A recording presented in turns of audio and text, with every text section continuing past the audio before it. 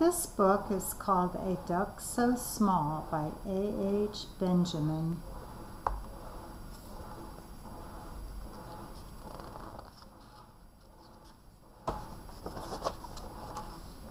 A duck so small.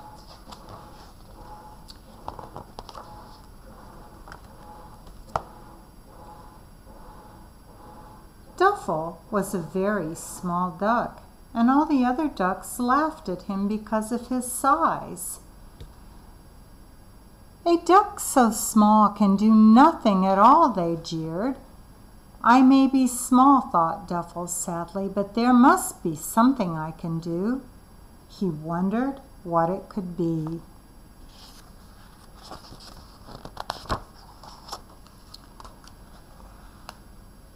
Duffel looked around and noticed Kingfisher perched on a reed.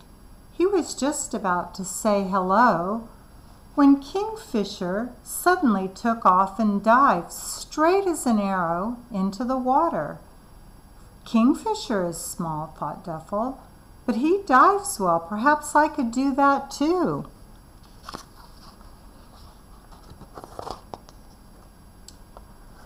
Look what I can do, Duffel called out to the other ducks.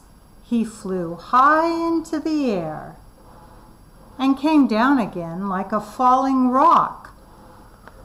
Splash! Duffel hit the water and did a reverse belly flop. Ha ha! What did we say? Cried the other ducks. A duck so small can do nothing at all.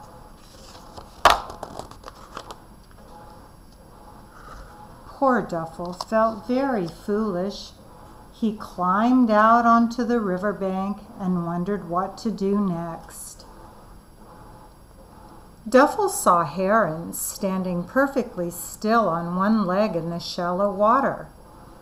Wow, what good balance she has, thought Duffel. Perhaps I could do that too.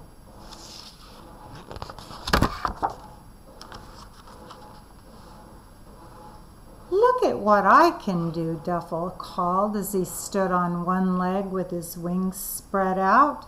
He wobbled this way and that and thud, landed flat on his beak. Ha ha, what did we say? Laughed the other ducks. A duck so small can do nothing at all.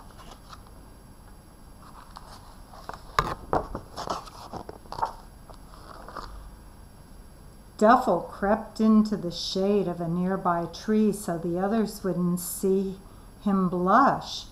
He heard a tap, tap, tap above his head. Looking up, Duffel saw a woodpecker making a hole in the trunk. What a strong beak he has, thought the little duck. Perhaps I could bore a hole too. Look what I can do, Duffel called out to the other ducks. He flew up into the tree and perched on a thick branch. Peck, peck, peck, peck. He chipped at the wood. Chop! Oops! He cried as he lost his balance.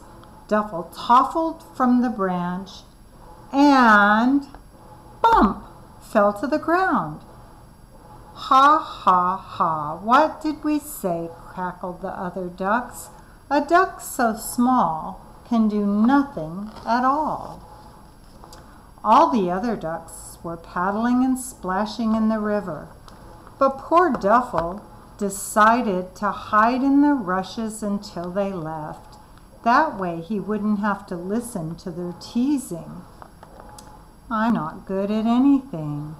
I'm just a small, useless duck, he thought, and a tear rolled down his beak.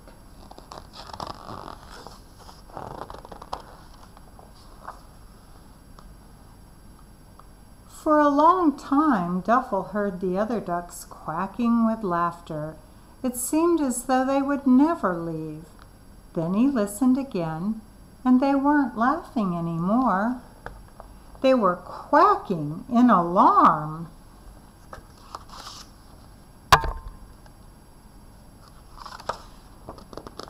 Duffel paddled over to see what all the fuss was about. The other ducks were crowded around a tiny hole in the riverbank where a duckling had gotten stuck. "Oh, please get him out," begged the duckling's mother.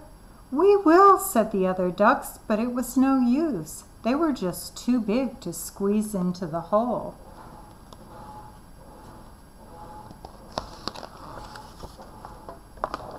All except for Duffel.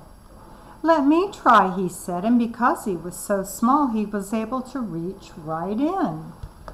It didn't take him long to rescue the trapped duckling. "Hooray for Duffel!" quacked one duck. "None of us could have done that," said another. "A duck so small can do something after all," cried a third. "Oh, it was nothing," said Duffel. But he knew it was something, and after that the other ducks never made fun of him again. The end.